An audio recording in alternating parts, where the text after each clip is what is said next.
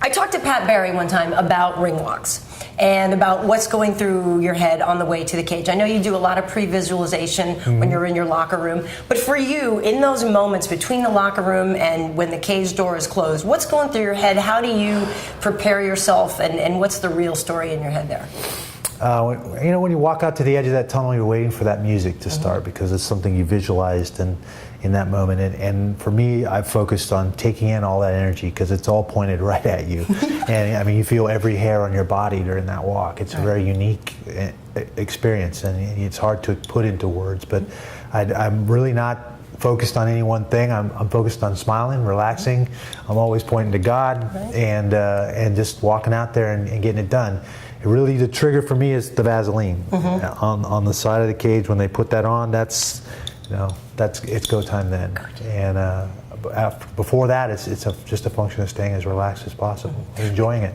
Well, right, because you have so much confidence. Pat was joking that he said, you know, he's there and he's going in his brain, he's going, I can't believe I'm really going to do this. And then, you know, Stitch is patting him down or whatever. You ready? You ready? He's like, am I ready? You know, like he's asking his guys because he's like, dear Lord, I don't know if I'm ready. And what am I doing? You know, I mean, there has to be a part. I know you are a spiritual man, but there has to be a part of you that goes, really? This is my, like, how did you pick this for me? You know, I mean. You always ask yourself those questions.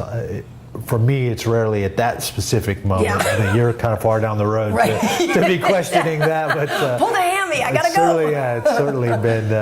It's certainly a question you ask yourself. I find myself asking it more when I'm a fan, sitting outside the cage, watching other guys fight, and I'm like, God, I can't believe I actually do this. You know, I see two guys going to war, and I'm like, it's amazing.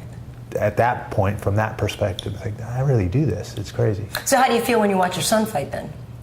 You know, amazingly calm. I used to get way more nervous watching him wrestle, and I think I've made an effort to stay out of his way and step back because it's already a burden enough from wrestling and now into fighting, dragging around the same last name. He deals with a lot of things and a lot of pressure and a lot of, you know, that the average guy coming up trying to foray into this doesn't have to deal with. So he comes to me with questions. I'm more than happy to contribute, and I'll corner him. I've cornered him a few times. I don't get real nervous because I see him in the gym every day. I know the preparation's there. I've never seen anybody seriously injured, so I'm not really worried about him getting hurt. And I think what's most fun for me is the passion that he has for it. Seeing him truly excited. You know, 2 fights ago, I watched him pull off his submission against he got cracked, and he responded, and he ended up submitting the guy. And to see him so pumped up after that fight was really cool. What's your, you know, comfort food? What do you allow yourself after the fight that you had to give up all the time beforehand? Yeah, well, years ago it used to be ice cream.